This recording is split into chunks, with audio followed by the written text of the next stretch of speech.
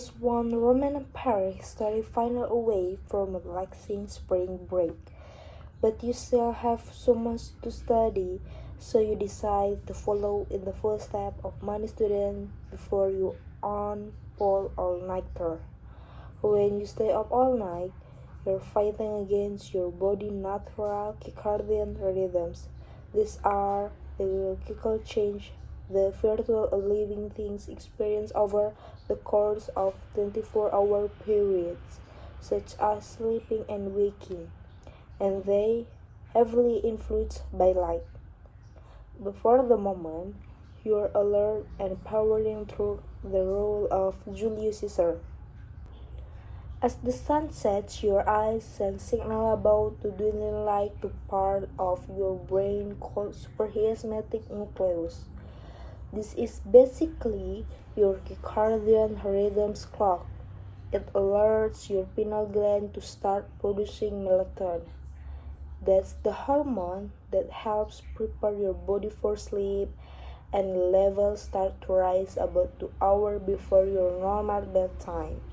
At the same time, neurons in the hypothalamus and brainstem release a compound called GABA. This slows down activity in your brain and can have a calming effect. You're approaching your normal bedtime since the brain needs to cool down before sleep. Your core body temperature starts to drop. The map kind of looked like a face. Uh-oh, your attention has started to drift. Throughout the day, your brain has been relaxing what's product called attention. The more attention relaxing onto response in your brain, the more tired and intense you become. Time for a cup of coffee. Caffeine blocks attention from binding to response, which can give you a burst of energy. However, it might also make you jittery and increase your anxiety. You're seeing this flashcard right now. The dates and names are being stored in area of the brain called the hippocampus. Normally, when you go to sleep, memories like these are consolidated and solid in the long-term storage in your brain neocortex.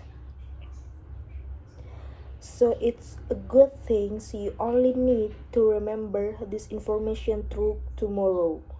Microsleeps are impracticable periods of sleep that last for only few seconds and triggered by sleep deprivation. You stretch in attempt to stay awake, but this point your motor skills have also taken hit. Studies have found the people who have been awake for 19 hours have similar coordination and reaction times as those who have been drinking. As the sun rises, your pineal gland to stop relaxing melatonin. You feel a second wind come on, and despite everything, you leave for school in really good mood. Sleep deprivation can briefly induce euphoria. It causes temporary boost in dopamine level, which can unfortunately also lead to poor choice. The final start off well.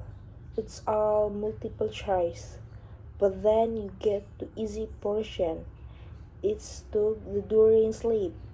Our brains process ideas and draw connection between now memories and old ones. So your sleepless brain might be able to regret fact, but you're finding it more difficult to find patterns or problem solve. You start at the blank page defect. You head up to your room, anxious and irritable. Your amygdala, the part of the brain involved with processing emotion, is going haywire. Your prefrontal cortex usually keeps your amygdala in check. but it still isn't firing on all cylinders. Your bed has never felt so sweet. After one sleeps night, your body and brain bounce back pretty quickly, which is a good thing since we can always control how much sleep we get. But going for long periods without a good night sleep or constantly change your bedtime can take its toll. Regular getting less than 7 hours of sleep each night is linked to all sorts of healthy issues, from diabetes to stroke to chronic pain. It also leaves you more vulnerable to developing mental health issues like depression. Your sleep schedule can even affect your grades. Studies have shown the college students who keep regular sleep hours have, on average, a higher GPA than students who don't. So the next time you're thinking of pulling on all-nighter, remember the Rome wasn't built in a day, for the matter, all night.